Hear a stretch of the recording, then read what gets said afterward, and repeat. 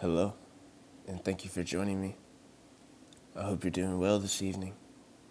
Now sit back, relax, and let's get into our story.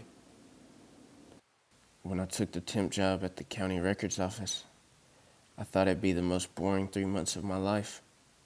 Filing paperwork, scanning old deeds, sipping lukewarm coffee while pretending not to notice coworkers' passive-aggressive post-its.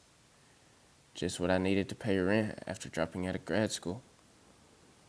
On my third day, a clerk named Darla gave me a stack of folders labeled Miscellaneous Historical and a tired smile. "Stick these in storage B," she said.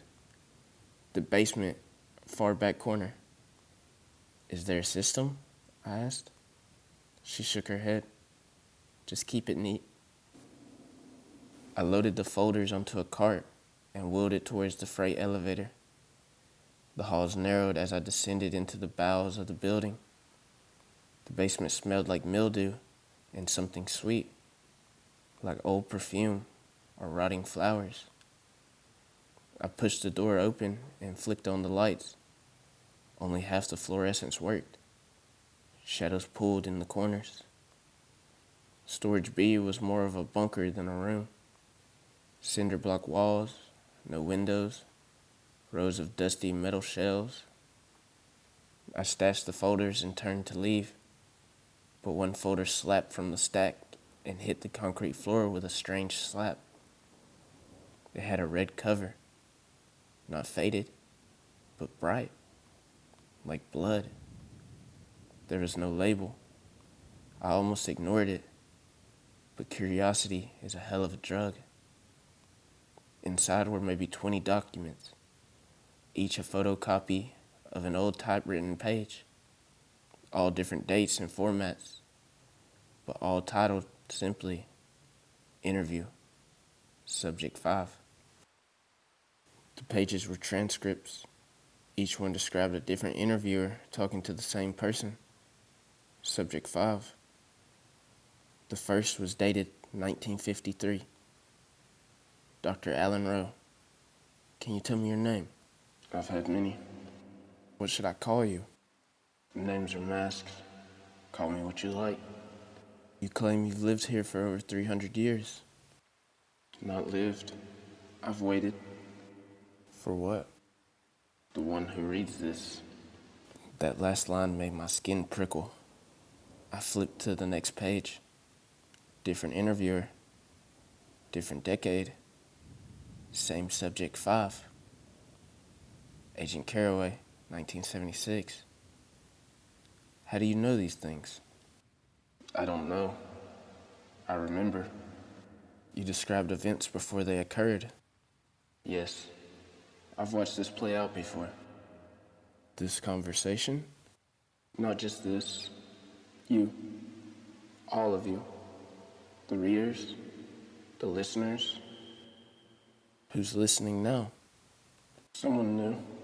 Someone curious. I see them in the flicker between words." I dropped the paper. The hairs on my arms were standing straight up. The silence of the basement wrapped around me like a blanket soaked in static. A rational voice in my head told me it was some weird performance art, a hoax, but I couldn't stop reading. I took the folder home. That night, I read every page. Each interview grew stranger.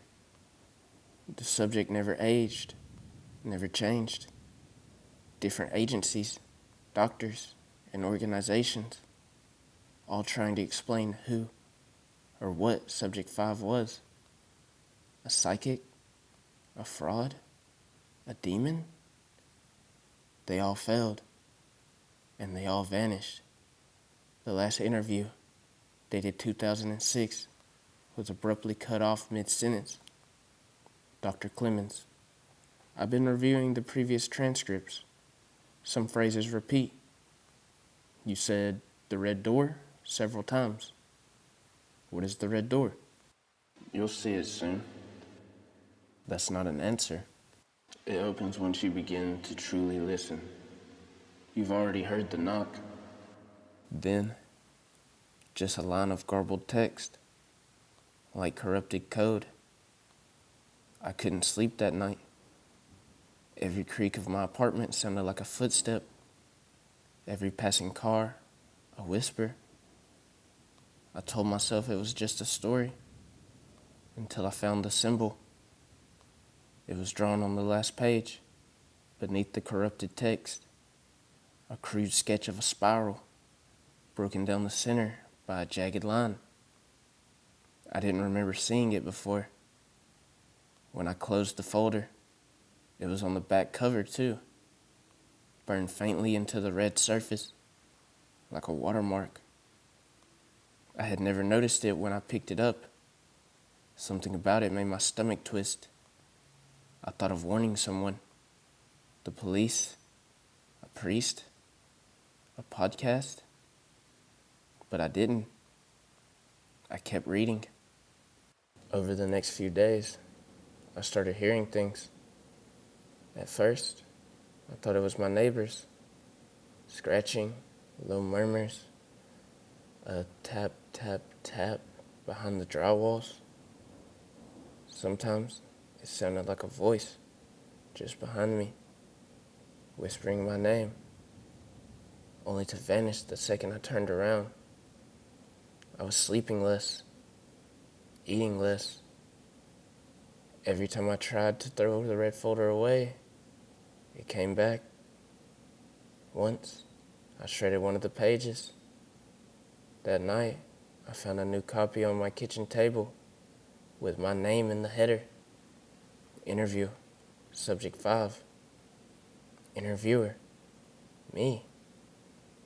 It was a transcript of a conversation I hadn't had yet. But then it started to happen. Not in dreams, in reality. I found myself walking into rooms I didn't remember entering, saying lines I'd read in the transcript, word for word. One morning, I looked in the mirror and saw a shadow behind me. No one was there. That night, I woke up to a knock, 3 knocks, then silence, then I live alone. I stopped going to work. I couldn't leave my apartment. Not really. Every time I tried, the world outside felt wrong, off color. The people moved in loops. I saw the same man walk by my window 3 times, wearing the same clothes, in the same direction, every hour. The air grew thicker, the light dimmer, and I kept seeing that symbol carved into my walls, my skin, my dreams. Then, one night, I found the door. Not a metaphor, a literal door in my hallway where there had never been one before. Painted red, no handle, just that spiral symbol scratched into the wood. I don't remember walking toward it. I just remember opening it. Inside was darkness. No floor, no ceiling, just black. But I stepped in. I felt nothing and everything at once. And then I saw them. Subject 5. Not a person, not exactly. A shape, a mass of limbs and eyes and mouths speaking in every voice I had ever heard. My mother, my childhood friend, that one teacher I forgot existed. They spoke in unison. You opened the folder. I couldn't move. I couldn't breathe. You listened. I shook. Tears streamed down my face. Now you're subject 6. And then I woke up in a room with white walls. I've been here ever since. They asked me questions, take notes. Some wear suits, others wear scrubs. I answer them all, but they don't believe me.